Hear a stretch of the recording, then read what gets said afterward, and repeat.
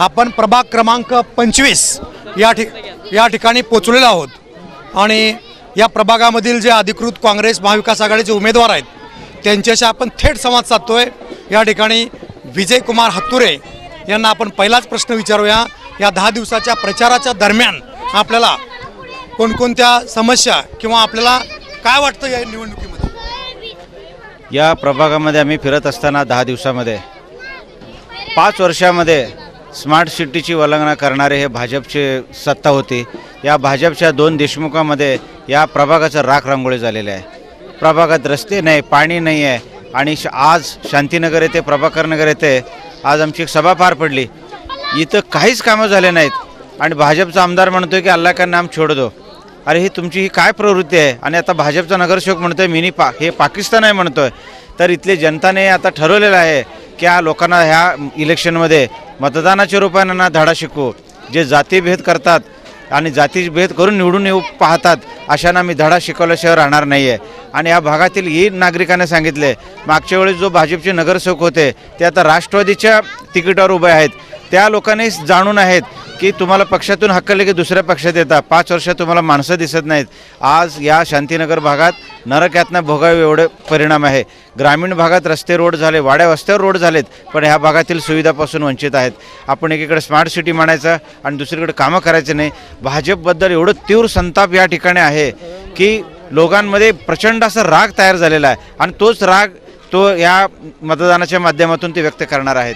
या निवडणुकीमध्ये म्हणण्यापेक्षा आपण कोणतंही पद नसताना, तुम्हाला पद नसताना, नगरसेवक नसताना सुद्धा आपण काही कामं केलेले आहेत ते आपण थोडक्यामध्ये या ठिकाणी सांगितलं। बघा, गेल्या 20 वर्षापासून होटगी रस्त्यावर सगळ्यात मोठा आमचा प्रश्न होता। मजरेवाडी ग्रामपंचायत होता, ग्रामपंचायत असताना तिथे स्मशानभूमी जाळत होते प्रायव्हेट जागेमध्ये। नंतर तो जागा मालकाने कुंपण घातलं, त्या VIP रोडवर प्रेते जाळे जात होते।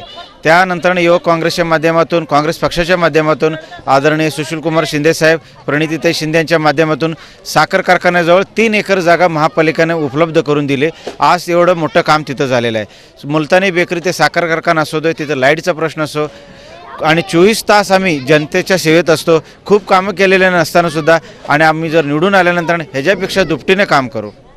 10 दिवसामध्ये आपल्याला या मतदारांचा, या भागातील प्रभाग 25 भागातील जो मतदार आहे यांची कोणतीच कामं झाले नसल्यामुळे कशा प्रकारे आपल्याला मोठा प्रतिसाद मिळालेला आहे? आम्हाला या ठिकाणी होम टू होम खूप मोठा प्रतिसाद मिळालेला आहे। कारण रेवण सिद्धेश्वर नगर, शंकरनगर, साखर कारखाना परिसरामध्ये आमच्या मधील उमेदवार सरस्वती आठवले आहेत।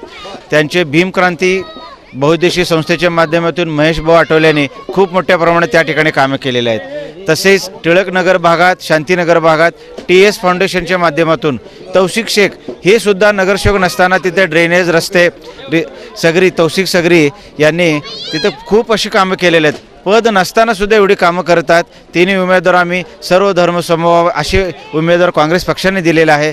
आणि बाकीकडे बघा तुम्ही, भाजपनं मुस्लिम समाजाला वाऱ्याला सोडलं, बौद्ध समाजाला वाऱ्यावर सोडलं, सर्व समाजाला सोडलेलं आहेत। पण काँग्रेस ही असं आहे की सर्व समावेश असे उमेदवार या ठिकाणी आम्हाला दिलेले आहेत।